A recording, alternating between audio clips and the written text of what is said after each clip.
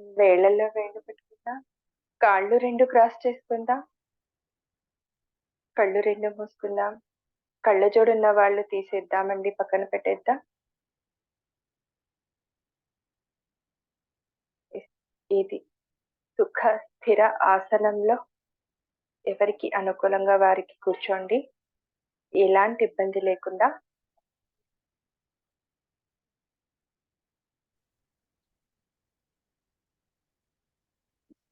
ఒక 5 మినిట్స్ అండి meditation. Join అవుతూ ఉన్న వాళ్ళు అలా మెడిటేషన్‌లో కూర్చునేసేద్దాం.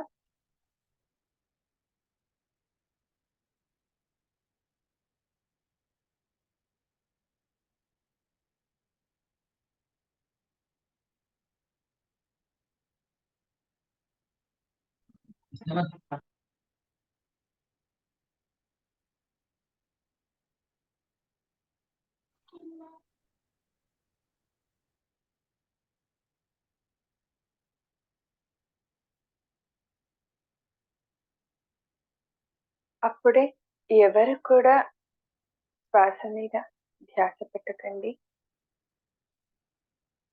ముందుగా ప్రశాంతంగా కూర్చోండి. అన్నిటిని, అందరినీ మర్చిపోయి ప్రశాంతంగా ముందుగా కూర్చోండి.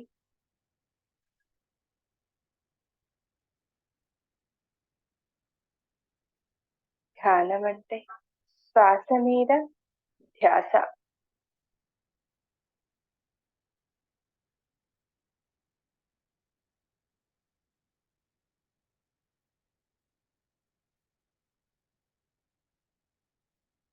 మనలో సహజంగా జరిగే ఉచ్ఛ్వాస, నిశ్వాసాలను గమనిద్దాం.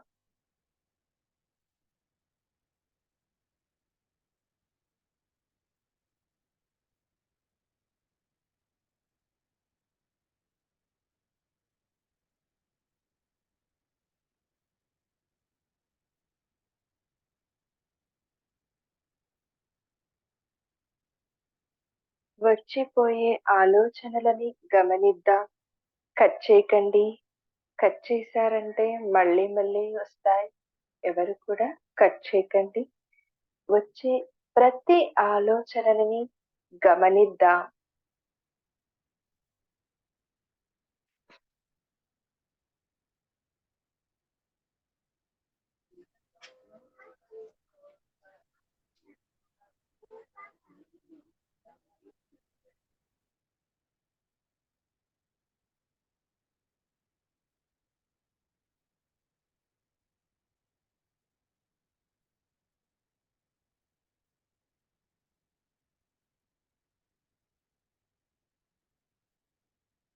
ఆఖరి ఒక్క నిమిషం.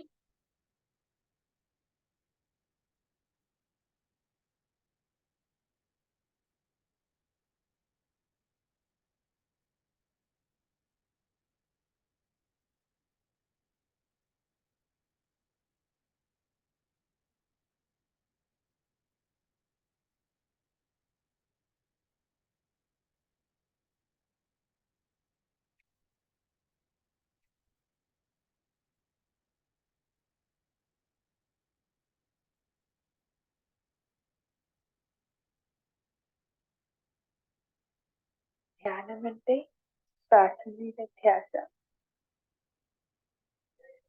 శ్వాసతోనే ఉందాం. శ్వాసని గమనిస్తూ ఉందాం.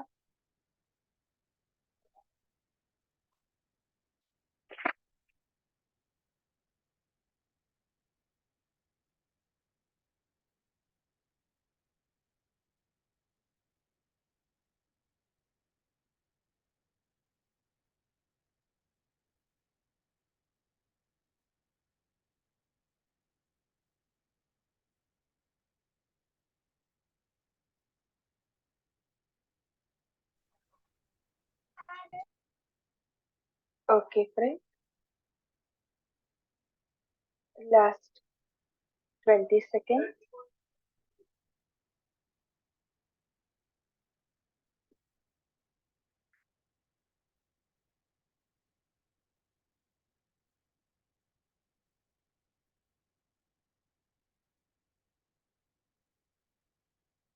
10 seconds. 10, 9, 8, 7, 6, 5, 4, 3, 2, 1, 0. నెమ్మదిగా మన అరచేతుల్ని 2 విడదీసి మన 2 కళ్ళ పైన పెట్టుకుందామండి. ఇలాగా. అప్పుడే ఎవరు కూడా కళ్ళు తెరవకండి. 5, 4, 3, 2, 1, 0. నెమ్మదిగా ఇప్పుడు మన అరచేతులు చూస్తూ కళ్ళు ఓపెన్ చేయాలి.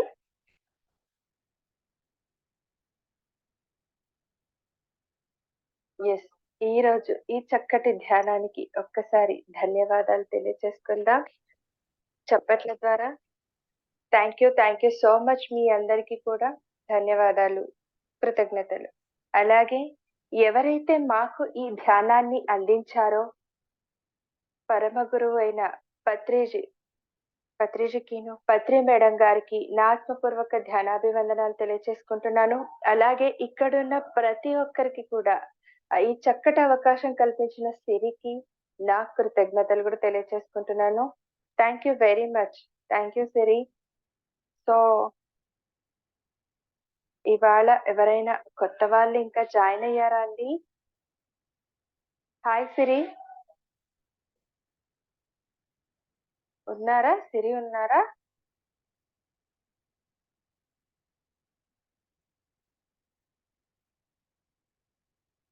ఫ్రెండ్స్ ఎవరైనా మాట్లాడండి. సిరి లేరా? Okay okay okay. సో ఈ మనం 3 days నుండి కంటిన్యూ చేస్తున్నాం కదా ఈ మెడిటేషన్ అనేది. సో ఎలా ఉంది ప్రతి ఒక్కరికి చేస్తుంటే? దట్ ఇంకా నెక్స్ట్ మనం కంటిన్యూ అవ్వడానికైనా ఇంక ఈ రోజు ఇంకా ఎవరైనా కొత్త వాళ్ళు జాయిన్ అయ్యారా? ఈ రోజు ఈ 3 days కాకుండా ఈ రోజు కొత్త వాళ్ళు జాయిన్ అయిన వాళ్ళు ఎవరైనా ఉన్నారా? హ్యాండ్ రైజ్ చేయండి చాలు, మాట్లాడకపోతే. ఎస్ మేడం, ఈ రోజు జాయిన్ అయినాను. సంధ్య గారు ఓకే అండి, వెల్కమ్ అండి మరి ఈ సెషన్ కి. మీరు ఎక్కడి నుండి? నాది Korutla, Jagtial district. Okay madam, okay, thank you. So ఇవాళ మళ్ళీ కూర్చోగలిగారా మెడిటేషన్ కి ఇందాక కాసేపైనా? లేదు మేడం, జస్ట్ ఇప్పుడే మొబైల్ ఓపెన్ చేసిన మేడం, ఇప్పుడు చూసే వరకు. ఓకే సరే అండి. Yes madam, yes masters and my dear friends. ఏంటంటే మనకి తెలుసు సంధ్య గారు ఏదో డిస్టర్బెన్స్ వస్తుందండి. ఎవరో ప్లీజ్ మ్యూట్ లో పెట్టేసుకోండి. ఓకే ఫ్రెండ్స్, మరి డైలీ ఈ చక్కటి ధ్యానానికి కూర్చుంటున్నాం, ఎంతో శక్తిని పొందుతున్నాం. మరి ధ్యానం అంటే ఏంటి, ఎందుకు చెయ్యాలి? కేవలం మన నాలెడ్జ్ ఇంప్రూవ్మెంట్ కోసమా, స్ట్రెస్ రిలీఫ్ కోసమా, మరి ఇంకా ఎందుకు మనం ఈ ధ్యానాన్ని చేస్తూ వెళ్ళాలి? అవసరమా? ఇంకా స్ట్రెస్ రిలీఫ్ ఇప్పుడు మనం ఎందుకు చేస్తున్నాం? స్ట్రెస్ రిలీఫ్ అవ్వడానికి, ప్లస్ మనకంటూ ఒక మానసిక ప్రశాంతత రావడానికి చేయడానికి, అండ్ నాలెడ్జ్ ఇంప్రూవ్ అవ్వడానికి చేయడానికి. సో మనం ధ్యానం చేస్తూ వెళ్తుంటాం, ఇవన్నీ మనలో ఇంప్రూవ్మెంట్స్ అనేవి కనిపిస్తూ వస్తాయి. మరి ఇంకా అక్కడితో ఇంకా మళ్ళీ స్టాప్ చేయాలా ధ్యానం చేయడం, ఇంకా కంటిన్యూ చేయాలా? అసలు ఏంటి ధ్యానం అంటే? కంటిన్యూ చేయాలా? అవసరం ఉందా లేదా? ఇప్పుడు మనకి డాక్టర్స్ దగ్గరికి వెళ్ళినా చేసినా కూడా ఫ్రెండ్స్ మనకు ప్రశాంతత ఉండాలంటే కాస్త ధ్యానం చేయండి అని చెప్తుంటారు పెద్దవాళ్ళైనా ఎవరైనా. ఏదైనా సరే, ఎలాంటి ఏ సంస్థకు సంబంధించిన ధ్యానమైనా, ఎలాంటి పద్ధతి అయినా, ఏదైనా కూడా జాయిన్ అవ్వండి, చెయ్యండి అంటుంటారు కదా. మరి అది అది లభించాక ఆ మానసిక ప్రశాంతత ఎలా వస్తుందో మనకి, కళ్ళు 2 మూసుకొని అలా కాసేపు కూర్చొని లేదా ప్రకృతితో గడుపో అలా ప్రశాంతతని మనం సంపాదించుకుంటాం. మరి అక్కడితో ఆగిపోతుందా? ఓకేనా, స్టాప్ చేసేద్దామా ఇంకా ధ్యానం అంటే? మరి ఇంకా ఏమైనా ఉందా? ఎవరైనా తెలుసుంటే ప్లీజ్ చెప్పండి. ఇంకా మెడిటేషన్ గురించి తెలుసుకోవాలని ఉంది మేము. మేడం మేమే అడగాలనుకుంటున్నాం అవన్నీ మీరే రిపీట్ చేసారు మళ్ళీ ఒకసారి ధ్యానం గురించి డీటెయిల్ గా ప్లస్ మీ అనుభవాలు అన్ని చెప్పండి మేడం, మాకు కొంచెం మంచిగా ఉంటది. ఎవరు అడుగుతున్నారో నాకు ఇక్కడ కనిపించట్లేదు. ప్లీజ్ మీ పేరండి? కళ్యాణి మ్యామ్, కళ్యాణి. కళ్యాణి గారు. ఓకే అండి, ఓకే అండి. మీరు ఫస్ట్ రోజు నుంచే స్టార్ట్ అయ్యారా? ఇవాళకి థర్డ్ నేను స్టార్ట్ అయ్యి. Okay okay. మరి ఎలా అనిపిస్తుంది? బాగా అనిపిస్తుంది మేడం. నాకు తెలిసినంత వరకు ధ్యానం చేస్తే మనకి అన్ని విధాల మంచి ఉంటది. హెల్త్ కానీ నాలెడ్జ్ ఇంప్రూవ్మెంట్ కానీ తెలుసు, కానీ ఎప్పుడు చేయడానికి వీలు అవ్వలేదు, ఆలోచన రాలేదు. ఇప్పుడు శిరీష మేడం ద్వారా అవకాశం వచ్చింది. మనం ఇందులో కూడా మంచి సక్సెస్ చేయొచ్చు ఈ ధ్యానంతోని. స్ట్రెస్ రిలీఫ్ అవుతుంది అని మాకు చేయాలని ఉంది. ఎన్ని రోజులు చేస్తే బెటర్ మేము ఇంట్లో?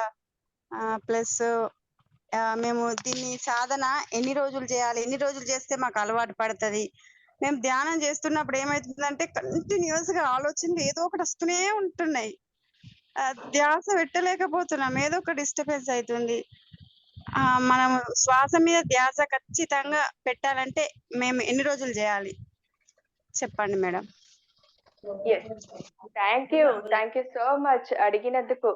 మీరు ఇలా అడగడం ద్వారా నాలో ఏదైనా తెలియనిది కూడా నేను తెలుసుకొని చెప్పడానికి వీలవుతుంది. ఒకటి, నాకు తెలిసింది మీతో షేర్ చేసుకోగలను కూడా.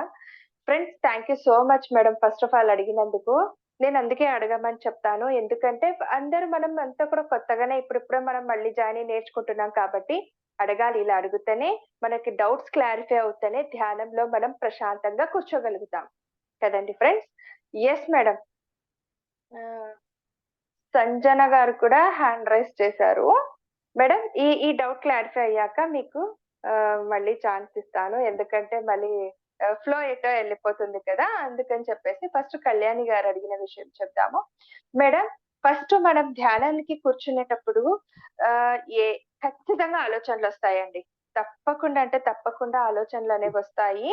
ఎందుకంటే మనం ఎంత కూర్చామంటే దీంట్లో ఈ బ్రెయిన్ లో మనకుండే ఇంత చిన్న బ్రెయిన్ లో మనం ఎంతెంతో కూర్చి పెట్టేసాం. ఇందులో మనకు తెలియని ఆలోచనలు, తెలియని విషయాలు, ఎన్నెన్నో విషయాలని చిన్నప్పటి నుండి మనం ఇలా తీసుకుంటున్నాం. కూర్చిపెట్టడం మీన్స్ మనమేమి ఇలా కూర్చిపెట్టడం అని కాదు. మనం ఎన్నెన్నో మనకు తెలియకుండానే అవసరమైనవి, అనవసరమైనవి చాలా విషయాలు మనం వాటిని రిసీవ్ తీసుకున్నాం. మరి ఇక్కడంతా ఉండిపోయి ఉంటాయి కదా, అవన్నీ ఇప్పుడు బయటికి వస్తూ ఉంటాయి.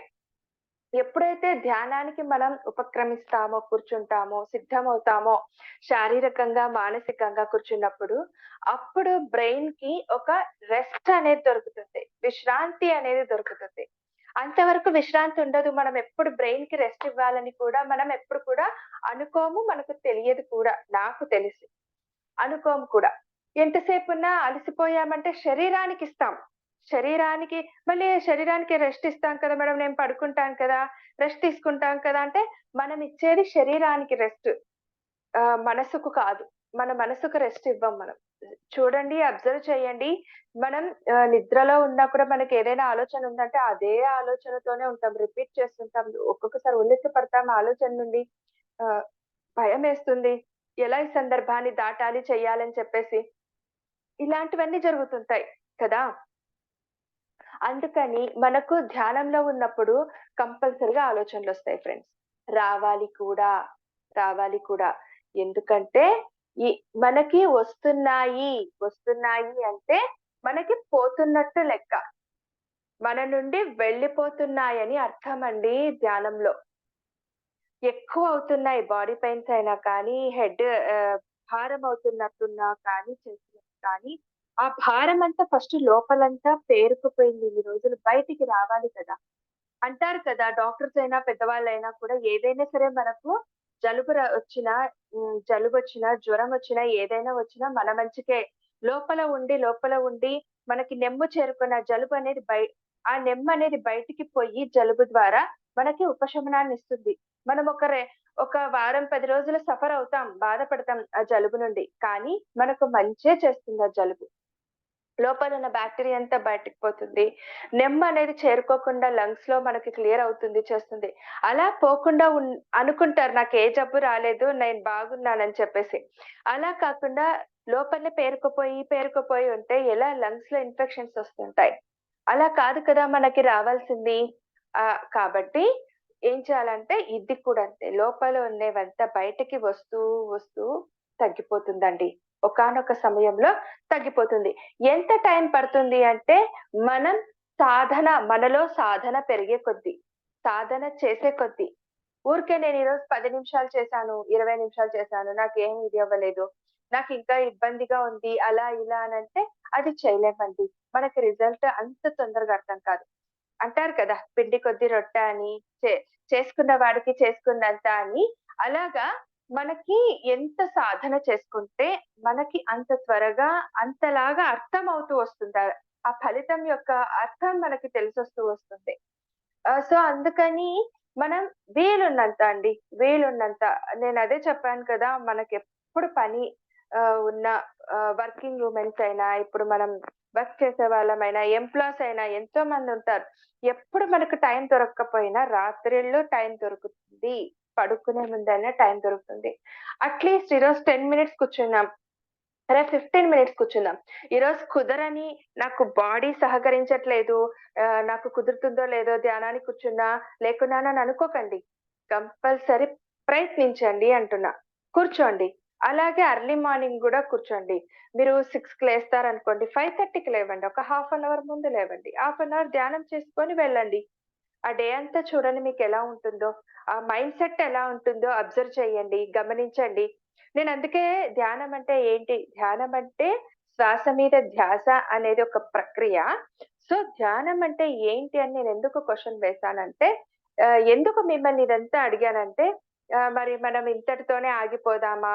ఇవన్నీ వచ్చేసాయి కదా! మనకి దొరికిపోయింది కదా! మరి వీటితోనే మనం ఆగిపోదామా? లేకపోతే ఇంకా ఏమన్నా ఉందా ధ్యానంలో తెలుసుకోవాల్సింది? మనలో రావాల్సింది ఇంకా ఏమన్నా ఉందా? అనే వాటి కోసమే నేను అడిగాను ఇందాక క్వెషన్‌ని. సో, మీరు అడిగింది ఎగ్జాక్ట్‌లీ అండి. ఇలా మనం, అందుకే నేను చెప్తూ వస్తాను ధ్యానానికి కూర్చోపెట్టినప్పుడు మనం ఏం చేయాలంటే వచ్చే ఆలోచనలని గమనించాలి. ఎప్పుడు కూడా కట్ చేయకూడదు ఫ్రెండ్స్. కట్ చేయకండి దయచేసి కూడా. కట్ చేయొద్దు. కట్ చేసి మళ్ళీ శ్వాసను గమనించకూడదు. మళ్ళీ శ్వాసను గమనిస్తే మళ్ళీ మీ మనసు ప్రయోగం. అది ఏమి ఉండకూడదన్నప్పుడు మనం ధ్యానానికి కూర్చున్నప్పుడు ప్రశాంతంగా ఫస్ట్ ఆఫ్ ఆల్ మనం ఏం చేయాలంటే మర్చిపోవాలి. ఈ టైంలో మనం మతిమరుపు తెచ్చుకోవాలి. మతిమరుపు అన్నది మనకి ఏ టైంలో ఉపయోగపడుతుంది, మంచిది. అందుకే మరక మంచిదే అన్నట్టుగా మతిమరుపు కూడా మనకి మంచే చేస్తుంది ఒక్కొక్కసారి. సో, అందుకని మతిమరుపు తెచ్చుకొని ఆ కాసేపు మెడిటేషన్ కూర్చున్నప్పుడు, ఎప్పుడు కూర్చున్నా కూడా, ఏ సమయంలో అయినా కూర్చోవచ్చు కదండీ! ఏ సమయంలో కూర్చున్నా కూడా మనం ఆ కాసేపు ఒక గంట ముందు నుంచో మైండ్ ప్రిపేర్ చేసుకుంటూ, ఇప్పుడు నేను ధ్యానానికి కూర్చోవాలి, ప్రశాంతంగా అయిపోవాలి. ఎవరిని పట్టించుకోవద్దండి. కామన్ ఇండ్లలో మనకి చిన్ని గొడవలొస్తుంటాయి. పిల్లలతో అరుస్తుంటాం, చేస్తుంటాం. అలాంటివన్నీ ఏం పట్టించుకోకుండా వదిలేసేయండి. అది అక్కడికి అయిపోయింది. నాకు సంబంధం లేదు. నాకెవ్వరు లేరు. నేను ఇప్పుడు ప్రెజెంట్ నేనొక్కదాన్నే ఉన్నాను. నాకు అమ్మ, నాన్న వద్దు, అత్తమామ వద్దు, భర్త, భార్య, పిల్లలు ఎవరు వద్దు. ఇప్పుడు నేను ధ్యానానికి కూర్చున్న ఆ సమయంలో చెప్తున్నాను. మళ్ళీ మిగతా సమయంలో అనుకోకండే. సో, ధ్యానానికి కూర్చున్న ఈ సమయంలో మటుకు నాకెవ్వరు లేరు. నాకు ఎవరు వద్దు. నేను ప్రశాంతంగా నా కోసం నేను చేసుకుంటున్న ఈ ధ్యానం, నాతో నేనుండే ఈ సమయం, నేను ప్రశాంతంగా కుర్ ఈ సమయం 10 నిమిషాలైనా నేను ప్రశాంతంగా ఉండాలి అననుకొని, అలా ప్రశాంతంగా కూర్చోండి ఫస్ట్ కొద్ది రోజులు. అప్పుడే శ్వాస మీద ధ్యాస పెట్టకండి. కొద్ది రోజులు అలా కూర్చొనేసేయండి. అప్పుడు ఆటోమేటిక్‌గా ఆలోచనలొస్తుంటాయి. ఆలోచనలు వచ్చే వాటిని గమనించండి ఫ్రెండ్స్. గమనించండి. ఆలోచనలు కట్ చేశారంటే మళ్ళొచ్చి అతుక్కుంటాయి. అబ్జర్వ్ చేయండి. మళ్ళొచ్చి అతుక్కుంటాయి. కాబట్టి ఆ ఆలోచనలని గమనించాలి. ఎన్ని రోజులొస్తాయో అన్ని రోజులు గమనించాలి. అప్పుడే మన ఆలోచన సరళి అనేది తగ్గుతూ వస్తుంది. బ్రెయిన్‌లో ఒక్కొక్కటి తగ్గిపోతూ రావడం వల్ల మైండ్ లో స్పేస్ ఏర్పడుతూ రావడం వల్ల అసలైన ప్రశాంతతకు మీరు దగ్గరవుతూ రావడం వల్ల అప్పుడు మీలో మార్పులు కూడా తెలిసొస్తాయి ఫ్రెండ్స్. ఆలోచన తగ్గింది. కొన్ని వదిలేసుకోవడం తగ్గుతుంది. ఎందుకంటే నాకిక్కడ అనవసరమైన విషయాల్లో నేను జోక్యం చేసుకోవాల్సిన అవసరం లేదు. నా పని నా వరకు నాకెంతుందో నేను అక్కడ అలా వెళ్ళిపోతాను అనేది మనకు ఆటోమేటిక్ గా మనకు తెలిసొస్తుంది. సో అలా ఆలోచనలని గమనించుకుంటూ రండి. ఒక 50 ఆలోచనలు వచ్చినాయంటే రేపు మనం కూర్చున్నప్పుడు ఈ ఆలోచన మళ్ళీ రిపీట్ అయిందా, వచ్చిందా, లేకపోతే కొత్త ఆలోచన వచ్చి కూర్చుందా ఆ సమయంలో ఆ ప్లేస్ లో, లేదా ఆలోచనలు తగ్గాయా అనేది కూడా గమనించుకుంటూ రండి. గమనింపు అనే నాలెడ్జ్ మనలో పెరుగుతుంది. అబ్జర్వేషన్ అన్న నాలెడ్జ్ పెరుగుతుంది. దాని నుంచి ఒక గొప్ప జ్ఞానం వస్తుంది. గమనించడం ద్వారా మనకి ఎరుక అనేది పెరుగుతుంది. ఎరుక అన్న జ్ఞానం పెరుగుతుంది మనలో. అందుకని నేను గమనించండి, ఇదొక సులువైన మార్గం మనకు. ఒక్కసారిగా మనం అన్ని గమనించాలి. ఎరుక అంటే ఏంటి, ఇవన్నీ రావు. ఇవన్నీ నేర్చుకుంటూ నెమ్మదిగా ప్రాసెస్ తో పాటు వచ్చేసామంటే మనకి సులభమైన మార్గం వస్తుంది. అలాగా మనం ఇన్ని రోజులని కాదండి కళ్యాణి గారు, మనం ఫస్ట్ ధ్యానం చేసేటప్పుడు ఒక 41 రోజులని పెట్టుకోవాలండి. మండలం అని 41 రోజులని, 11 రోజులని, 21 రోజులని అలా చేస్తూ వస్తుంటారు. కానీ 41 రోజులు అనేది పెట్టుకోవాలి మనం. 41 రోజులు ఏంటంటే ఫస్ట్ 10 రోజులు అదే ఈ కూర్చోడానికి, బాడీని మనం కూర్చోపెట్టడానికి సమయం పడుతుంది మనకు. సో కాబట్టి తర్వాత మళ్ళీ ఈ మైండ్ ని కూర్చోబెట్టడానికి టైం పడుతుంది. మనం అలవాటు పడడానికి ఒక ధ్యానంలో నేను చేస్తున్నాను, ఈ టైంలో నేను కూర్చోవాలనడానికి సమయం పడుతుంది, అన్ని రకాలుగా. కాబట్టి 41 రోజులు కంప్లీట్ అయ్యేటప్పటికి మీకే పూర్తిగా అర్థమైపోయి ఆ ధ్యానం యొక్క రుచి, విలువ తెలిసొస్తుంది. హ్యాపీ అనిపిస్తుంది. కంటిన్యూ చేస్తాం ఫ్రెండ్స్, మనమే చేస్తాం. ఫస్ట్ 11 days అని పెట్టుకోండి, తర్వాత 21 days అని పెట్టుకోండి. దాన్నే అలా ఇంప్రూవ్ చేసుకుంటూ వెళ్ళండి మీరే. తర్వాత 41 days అని పెట్టుకోండి. అలా ఈ రోజు మనం ఎన్ని రోజులు మీరు పెట్టుకుంటారో మీ ఇష్టం. మరి ఈ రోజు 6 గంటల నుంచి 7 గంటల వరకు కూర్చోవాలనుకున్నారండి, ఒక గంట ఎగ్జాంపుల్ కి చెప్తున్నాను. ఒక గంట కూర్చోవాలనుకుంటున్నారు అనుకోండి, రేపు కూడా ఈ 11 రోజులు కూడా 41 రోజులు కూడా 6 గంటలకే కూర్చోవాలి. ఆ సమయాన్ని మటుకు మనం మిస్ చేయకూడదు. సర్లే ఈ రోజు 6 కూర్చున్నా రేపు 6:30 కూర్చుందామని అనడానికి అలా లేదండి. ఒక ఫ్రీక్వెన్సీ మనం కనెక్ట్ అవ్వాలి, చెయ్యాలి అని అంటే మటుకు అలా మనం టైమింగ్స్ ని సెట్ చేసుకోవాల్సిందే. మీకు అనుకూలమైన టైమింగ్స్ ని సెట్ చేసేసుకోండి ఫ్రెండ్స్. ఓకే, అర్థమైంది అనుకుంటున్నాను కళ్యాణి గారు. Thank you so much. Yes, Sanjana గారు ఇందాక హ్యాండ్ రైస్ చేశారండి, అడగండి.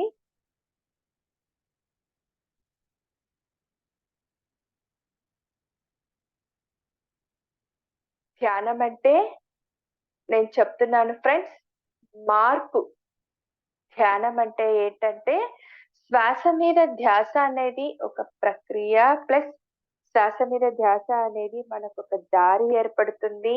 మన ఈ ధ్యాన స్థితిలోకి వెళ్ళడానికి ఒక మార్గం.